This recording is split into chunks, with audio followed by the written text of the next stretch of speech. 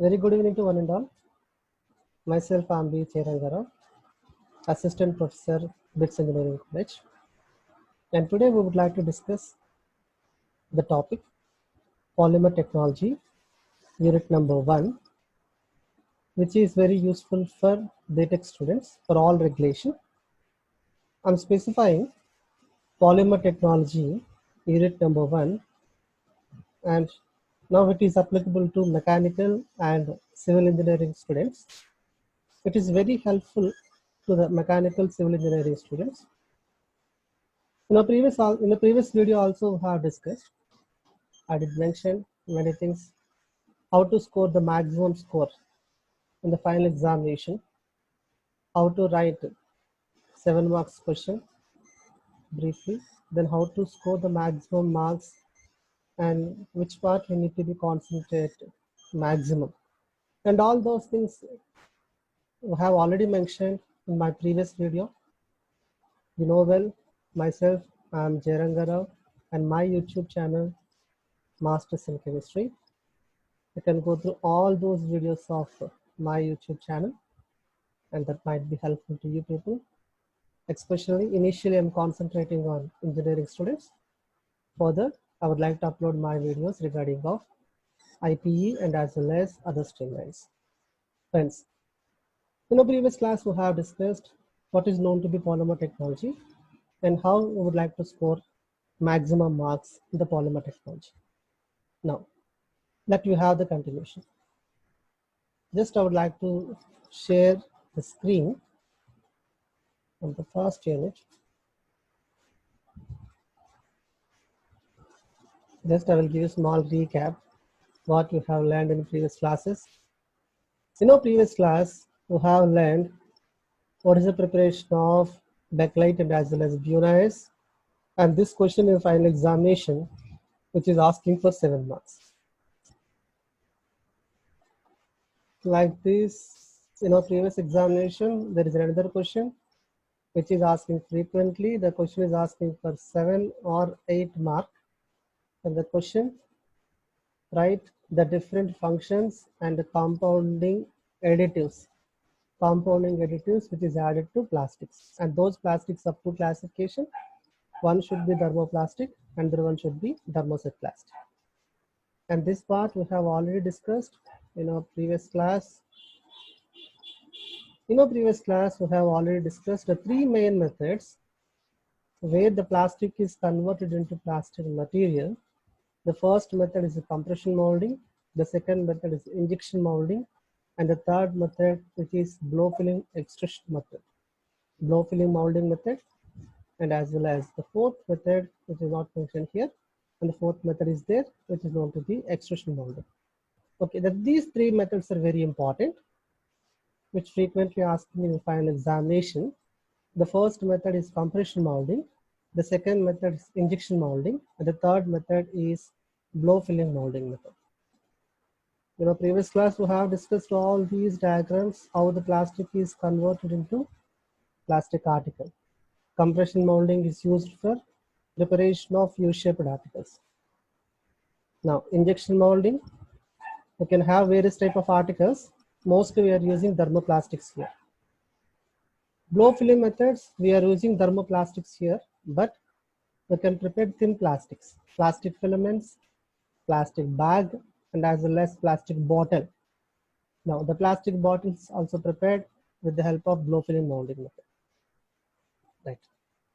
Friends, today we are discussing the continuation of the previous class, that is biodegradable polymer and their significance. So see here, what is meant by biodegradable?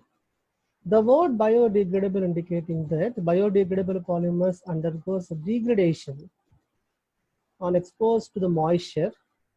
That means the moisture which containing water, moisture containing H2O, and exposed environment, the environment containing sunlight. Now, the environment containing oxygen, the environment containing ozone. What is oxygen? Oxygen is nothing but O2 and ozone is nothing but O3. Repeat it. Oxygen is O2, ozone is known to be O3, and the environment containing microorganisms. When the plastic which is taken under the environmental conditions, the environment containing the moisture containing H2O, the environment containing sunlight, the environment containing O2 oxygen, the environment containing O3 ozone, and the environment containing microorganism, then what happens? And these polymers should be degraded. The polymer should be degraded. And they are known to be biodegradable polymers. I'm repeating. They are known to be that biodegradable polymers. Now, what is meant by biodegradation? I will tell you. The word that biodegradation indicating that their breaking of chemicals or the breaking of the polymers into simple units. What is the difference between polymer and as well as the monomer? I will tell you. The difference between the polymer and the monomer is polymer is known to be a macromolecule and the monomer is known to be simple unit, right? The combination of monomers gives rise to polymer. The combination of simple monomeric units gives rise to polymer, right? When these polymers, when they are degraded, when the biopolymers, they were degraded and they are converting into simple units, okay? Biodegradation is a chemical breakdown. Biodegradation is a chemical breakdown of the materials. Repeating. Biodegradation is a chemical breakdown of the materials by the physiological environment. Okay. Then, how the biodegradation maybe takes place? Biodegradation takes place in the two ways. The one should be hydrobiodegradation, and another one I'm saying oxybiodegradation. The first one is HPP. The second one is known to be OBP. Hydrobiodegradation. Number two, I'm saying oxybiodegradation. Right. Now we will see the continuation here. Now you see this. The difference between the two cases I would like to mention. The first one is oxybiodegradation, or second one is hydrobiodegradation. Or I would like to mention here, this is known to be one. One is hydrobiodegradation. Number two is known to be oxybiodegradation. What is meant by hydrobiodegradation? In the hydrobiodegradation method, when the polymer is taken under the hydrolysis condition, when the polymer is taken under hydrolysis condition, then it is converted into small units. It is completely degraded. During the degradation process, it liberating carbon dioxide, it liberating H2O, and it liberating biomass. I'm repeating. Hydrodegradation is a method. During the hydrodegradation method, it liberating carbon dioxide, it liberating H2O, and it liberating mass. Then what is meant by oxybiodegradation? During the oxybiodegradation method, what happens is oxybiodegradation takes place by the oxidation condition, and during the oxidation condition, it liberating carbon dioxide, it liberating H2O, and as well as mass. I'm repeating. It liberating carbon dioxide, H2O, and as well as gas. Now, what is the difference between the two cases? We can see here, hydrobiodegradation takes place under the hydrolysis condition, and oxybiodegradation takes place by the oxygen condition. Okay, and both cases, what happens?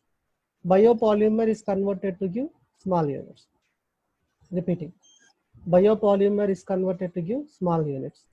Along with that small unit, it liberating carbon dioxide, H2O, and biomass. It liberating carbon dioxide is known to be H2O. Now, what is the main property of biodegradable?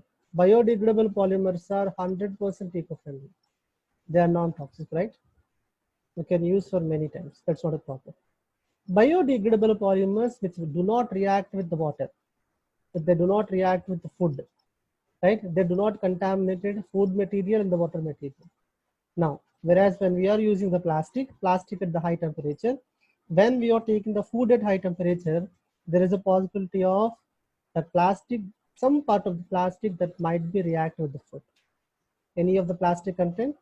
you're not supposed to take hot materials, right? But if you are using biopolymers, biopolymers are eco-friendly. They are known to be non-toxic, right? Any food material, any water containing material, water tanks, drinking water cans, they should be prepared with biodegradable, 100% safe.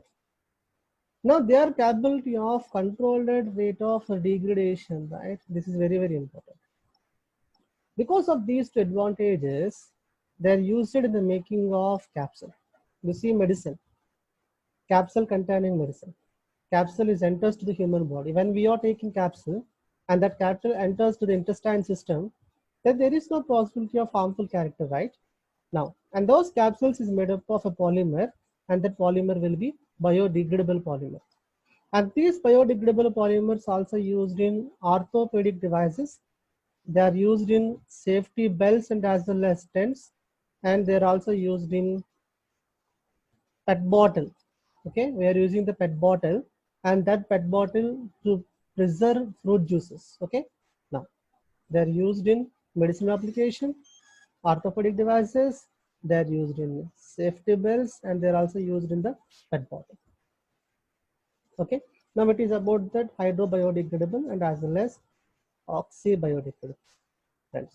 And before going to the next content, the next topic, next question. No, friends.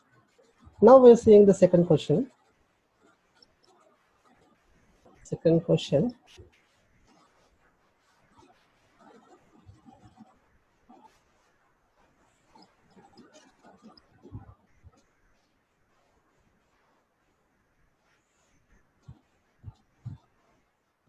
Let's see this. Right. Now, based on the final examination, JNTK final examination, we're discussing all those things.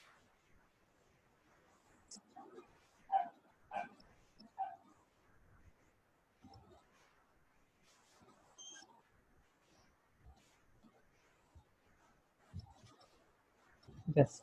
1 second.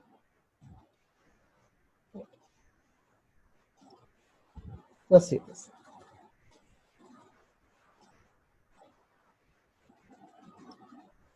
Just now have discussed biodegradable polymers to classification, HDP and OPP.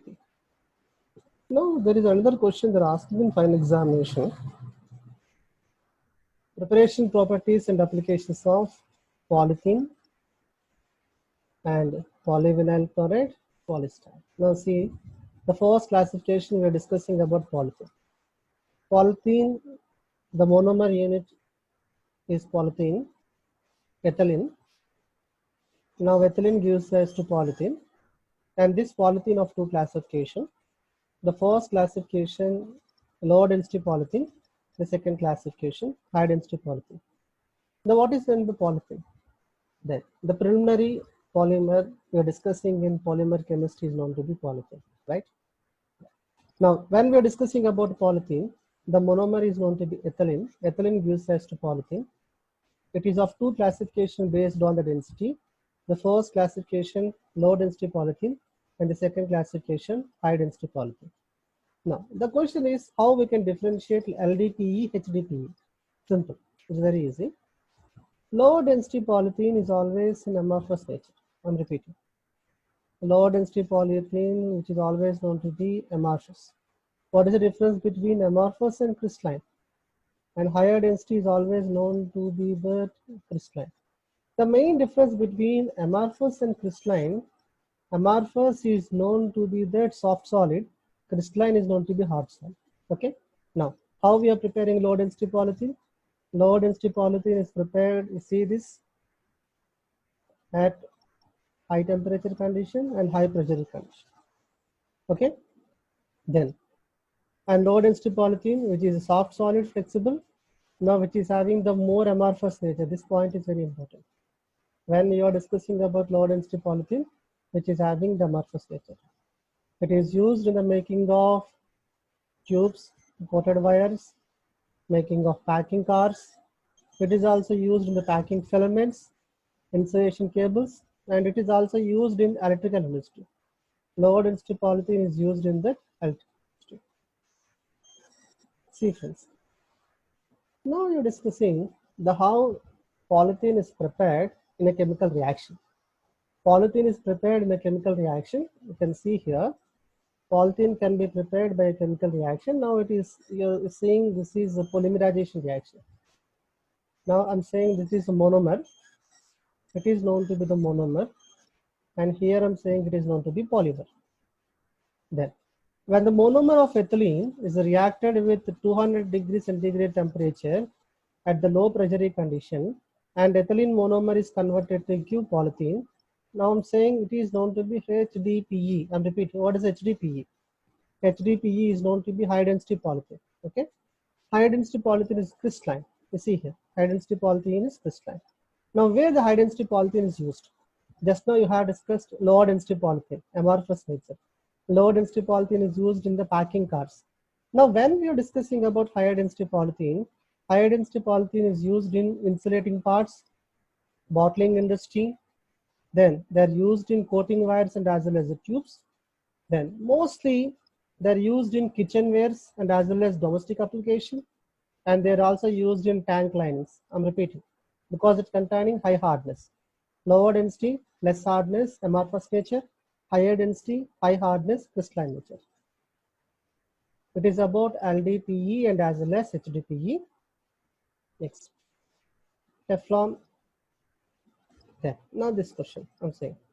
Now according to the R19 regulation, they're asking one question that is known to be Tycol. Tycol is also very, very important. What is known to be Tycol?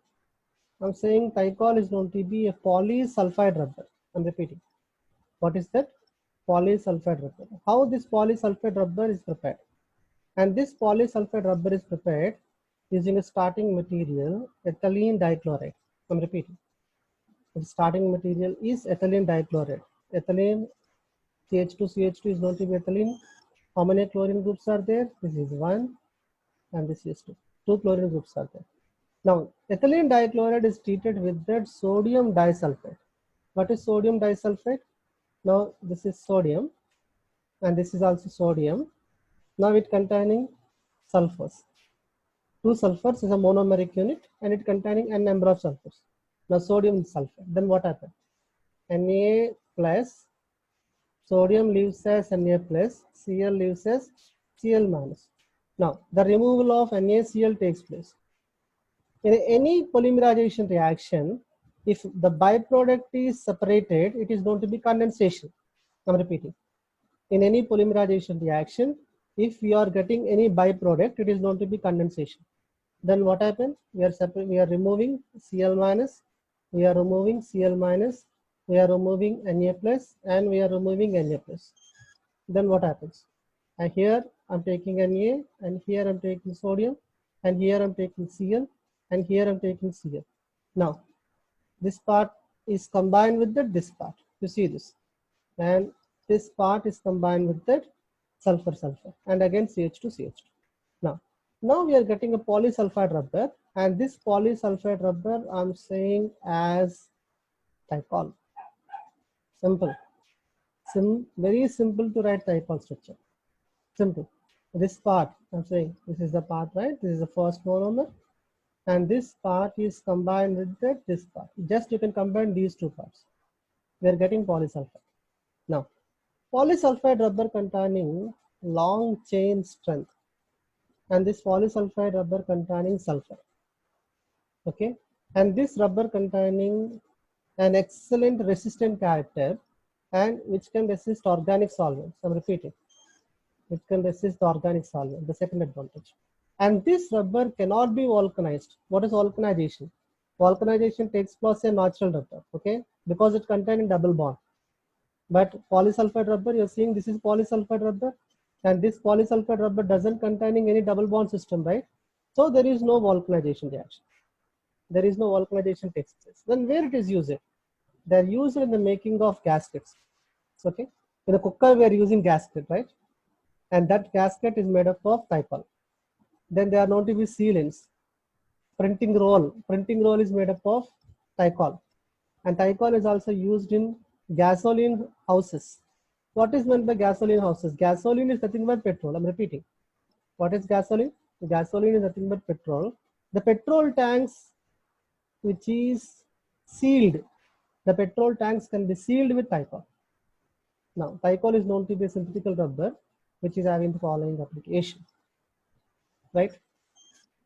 Coming back to this question, just we have discussed, I'm repeating what we have discussed right now.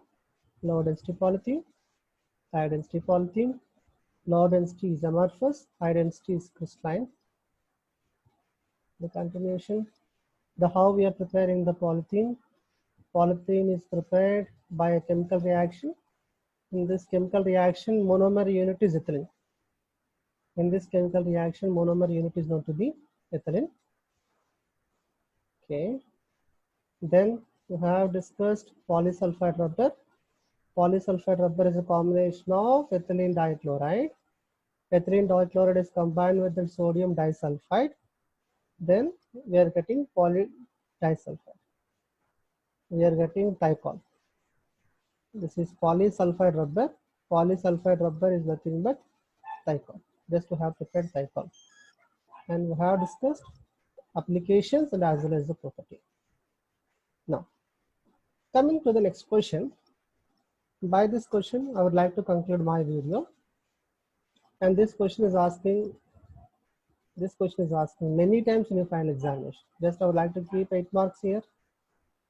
And I would like to keep maximum number of stars. So just I'm keeping a number of stars here. Okay. The first part, they're asking physical property followed by the mechanical property. Right, an essay question. Right, the physical and mechanical properties of polymers. And this question is a direct question, right? Now we're discussing about physical property. Physical property, the first one is a crystalline. The second one is a molecular weight. The third one is solubility. The fourth one is effect of heat. We're discussing about mechanical property, mechanical strength, plastic deformation, elasticity. Now we will see all these properties step by step. The first one is a crystallinity. Friends, just listen carefully. When we are discussing the polymer molecule, and this polymer molecule, it must containing definite shape. And this polymer molecule, if it is having definite shape, it is going to be crystalline. That means regular geometry is known to be crystalline. You see here. And all these monomers which is arranged in a regular geometry. The arrangement should be in the regular fashion. Regular geometry is always going to be crystalline. Irregular geometry is known to be amorphous nature. Okay. Now see. The polymer molecule is a long chain molecule. When we are discussing about the degree of polymerization reaction, in this degree of polymerization reaction, just we are seeing the order. I'm repeating. Just we are seeing the order. Orderly arrangement. I'm repeating. Orderly arrangement is known to be that. Orderly arrangement is known to be the crystalline. The crystallinity which containing orderly arrangement. Okay. Right. Now the crystalline polymers, when we are discussing orderly arrangement. One second, let me tell you briefly about the crystalline and as well as amorphous polymers. Friends, just 1 second.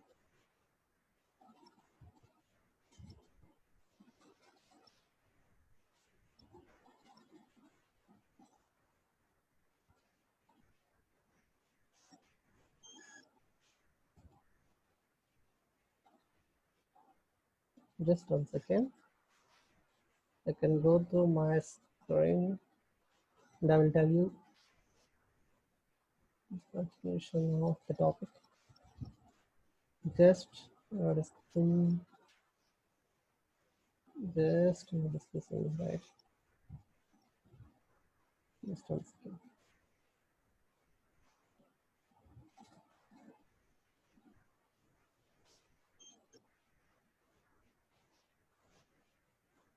Now see this.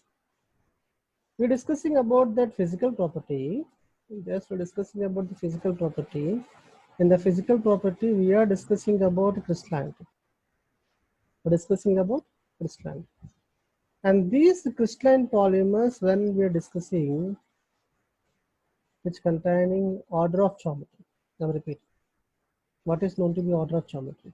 The word order of geometry is nothing but the polymers, which is a combination of monomers, and these monomers which is arranged in a regular fashion. Monomer 1 followed by the monomer 2 and followed by the monomer 3, and we are seeing all these monomers and these monomers which is arranged in a regular fashion. Okay, now a polymer which is a mixture of 60% crystallinity, I'm repeating, and 40% amorphous, and they are known to be crystalline embedded. You can have three classifications. First one is a crystalline, number 2 is amorphous, number 3 is crystalline embedded.